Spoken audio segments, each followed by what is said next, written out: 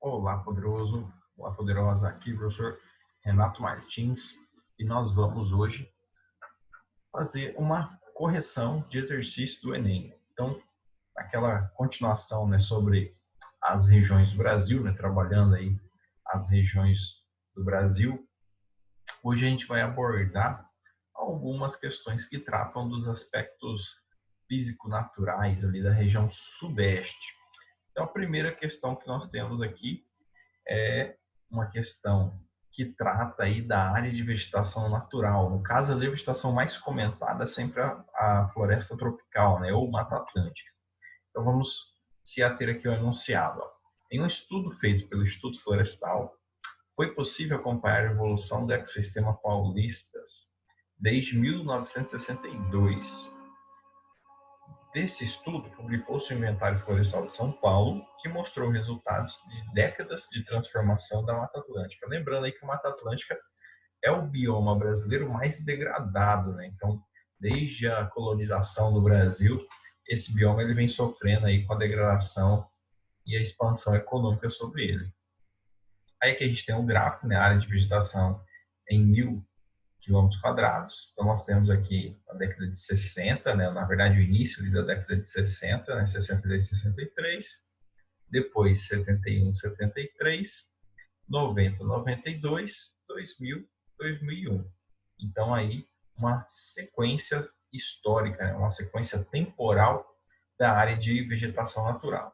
Aí, examinando o gráfico da área de vegetação natural remanescente em 1.000 km², pode-se inferir que você já fez uma análise ali, uma progressão ao longo do tempo e nota aí uma queda acentuada, né, de vegetação da década de 60 até a década de 90 e depois aí um ligeirinho acréscimo, né, de 33,3 mil km² para 34,6 mil km². Mas vamos lá às alternativas. Na letra A Mata Atlântica deve ser área devastada em 50% entre 1963 e 1973. A área devastada de 1963 a 73, se a gente for analisar aqui, não chegou exatamente aí a essa perspectiva de 50%. Na verdade, se você for analisar aqui, né, foi maior. Então, quando ele fala assim, teve sua área devastada em 50% entre 63 e 73. Então, na verdade, 43 mil hectares é mais da metade que 72,6 mil hectares. É uma progressão de desmatamento superior que ele está destacando aqui.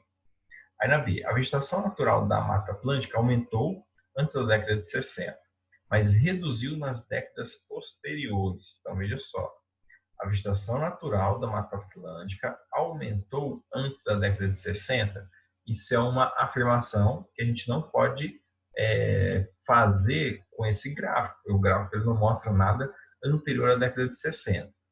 E aí ele coloca ali, mas reduziu nas décadas posteriores. Nós temos aqui uma década que aumentou. Então, a alternativa B também está errada. Aí na alternativa C, a devastação da Mata Atlântica remanescente vem sendo contida desde a década de 60. Na verdade, foi exatamente a partir da década de 60 que teve essa grande expansão aí do desmatamento. Em 2000, na letra D, em 2000 e 2001, a área da Mata Atlântica preservada em relação ao período de 1990 a 1992 foi de 34,6%. Então, na verdade, não chega a esse percentual, né? Porque a gente teve ali um acréscimo um pouco superior aí de 1.000 km². Então, não define esse percentual.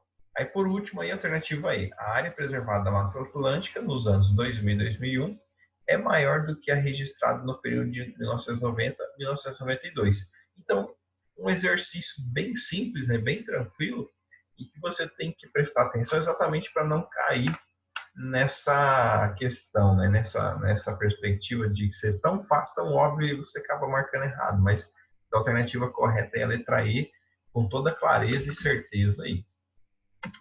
Então vamos adiante. Espero que você tenha entendido, hein? Mais um ali. Outro exercício do Enem. E nós temos ali, então, A situação atual das bacias hidrográficas de São Paulo tem sido alvo de preocupações ambientais. A demanda hídrica é maior que a oferta de água e ocorre excesso de poluição industrial e residencial. Isso é o que a gente chama de estresse hídrico, né? Então, a região de São Paulo ele tem um estresse hídrico muito elevado por esse contexto aqui, né? Então, uma demanda muito alta, isso gera também uma série de outros impactos sobre os mananciais. Aí, um dos casos mais graves da poluição de água é da bacia do Alto Tietê, onde se localiza a região metropolitana de São Paulo. Os rios Tietê e Pinheiros estão muito poluídos, o que compromete o uso da água pela população. Então, praticamente, a gente pode citar o rio Tietê e o rio Pinheiros, né, como um dos rios mais poluídos do Brasil, inclusive. Aí, veja lá. Avalie se as ações apresentadas adiante são adequadas para reduzir a poluição desses rios. Então, nós temos ali, investir em mecanismos de reciclagem na água utilizada para processos industriais. Na verdade, quando você investe em mecanismos para reciclagem da água, o que você vai fazer? O que é a reciclagem da água? É o tratamento da água. Você está fazendo um processo de tratamento eficiente que garanta a reutilização dessa água novamente. Mesmo que essa água seja lançada ali no rio, ela passou por um processo de reciclagem capaz de tornar ela usual novamente. Então, seria um item adequado aí para essa perspectiva de reduzir a poluição dentro dos rios. Então, estaria correto essa afirmativa. Na 2, investir em obras que viabilizem a transposição de água de mananciais adjacentes para os rios poluídos. Então, transposição é quando você transporta água de um rio para outro, e ali ele coloca ali, né? Isso não vai definir nenhuma diminuição ou aumento da poluição, na verdade, só vai aumentar a oferta de água, porque está sendo captada de outro ponto, mas em relação à poluição, não tem nenhuma influência aí essa afirmativa. A afirmativa 3, implementa obras de saneamento básico e construir estações de tratamento de esgoto. Então, o saneamento básico envolve a coleta e tratamento de esgoto e a coleta e tratamento de água, além também da coleta e destino adequado do lixo. Então, tudo isso envolve saneamento básico. E aí ele ainda especifica diretamente do tratamento de esgoto. Então, a alternativa também, essa afirmativa também está correta. Então, se a número 1 está correta, a 2 está errada e a 3 está correta, a gente marca ali a alternativa número 3, certo? Então, espero que você tenha entendido aí também. Essa questãozinha que a gente acabou de fazer, bem facinho, né? Agora, a última aí, mais uma questão do Enem, na verdade, né? Algumas regiões do Brasil passam por uma crise de água por causa da seca, mas uma região de Minas Gerais está enfrentando a falta de água no campo, tanto em tempo de chuva quanto de seca. As veredas estão secando no norte e no noroeste mineiro. Ano após ano, elas vêm perdendo a capacidade de ser a caixa d'água do grande sertão de Minas. Então, veja só, quando ele coloca ali norte de Minas Gerais e noroeste de Minas Gerais, você está ali na transição entre a Caatinga e o Cerrado, né? Na verdade, a Caatinga só está ali no Vale do Jequitinhonha. Então, uma boa porção norte já corresponde diretamente ao bioma do Cerrado. E o noroeste, aí a gente tem definitivamente o Cerrado, que seria aí o bioma. Nós sabemos que o Cerrado é o bioma do Planalto Central. E o Planalto Central está relacionado ao divisor de bacias hidrográficas, as principais bacias hidrográficas do Brasil, e a formação de grandes reservas subterrâneas de água, principalmente porque esse Planalto Central brasileiro ele é formado basicamente por rochas sedimentares, o arenito muito presente.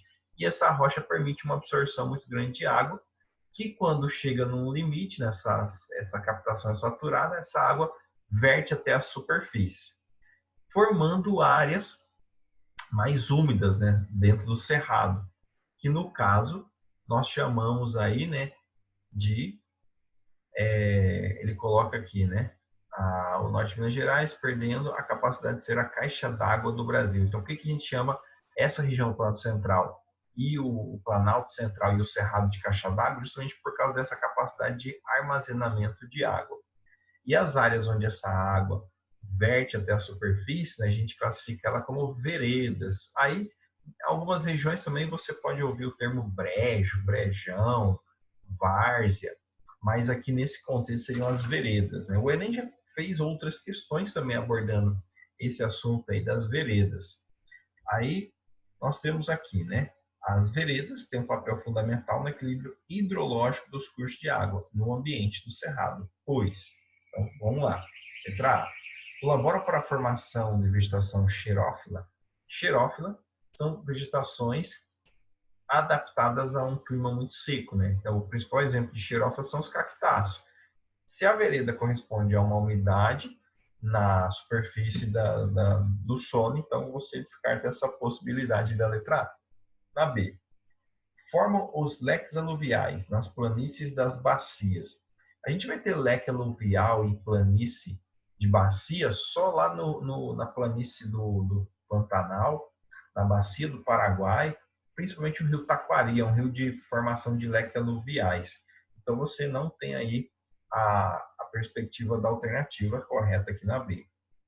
Na C, fornecem sumidouros para as águas de recarga da bacia. Na verdade, é o contrário, não é um sumidouro, é um vertedouro de água. Né? Então, essa água está vindo ali do subsolo e vertendo para a superfície. O sumidouro seria o contrário. Né? Aí a letra D. Contribui para o aprofundamento dos talvegues a jusante. O que seria o talvegue? Talvegue é o ponto mais profundo do rio e a jusante seria rio abaixo. Então, quando você pega o contexto ali, tanto enunciado, não aborda nenhum princípio aí em relação a essas partes do rio. Então, a alternativa D também está errada. Aí, na letra E, constitui um sistema represador de água na chapada. Então, o Planalto Central, formado por chapadas, relevos tabulares, e essa água, né, como eu falei, ela se concentra no subsolo, verde para essas áreas, então forma um grande sistema ali que contribui para a formação das principais bacias hidrográficas brasileiras. Então a alternativa correta é a alternativa I. Então a letra I seria aí a alternativa correta. Só para a gente então finalizar e recapitular esse contexto hidrográfico da região sudeste, né? A região sudeste ela tem ali uma participação das bacias secundárias no litoral, mas tem duas bacias que são mais importantes, a bacia do Paraná e a bacia do São Francisco. A bacia do Paraná tem uma vocação mais para geração de energia. Então, a perspectiva ali do Planalto, da bacia do Paraná, favorece muito isso. Mas não deixando de destacar a hidrovia Tietê-Paraná, que foi constituída justamente por causa da construção de eclusas junto com as barragens das hidrelétricas. Mas a vocação central dela é geração de energia. E a bacia do São Francisco, ela, apesar de ser uma bacia de planalto e depressão, ela também tem exploração hidrelétrica, mas o ponto fundamental aí da bacia do São Francisco, na região do Sudeste, tem muito a ver com a questão da navegação. Então, você tem um rio com menos correnteza, né, com menos quedas, e isso favorece ainda mais a navegação, apesar também da bacia do São Francisco terem ali as hidrelétricas. Então, espero que você tenha entendido, tenha aí compreendido o conteúdo, e fique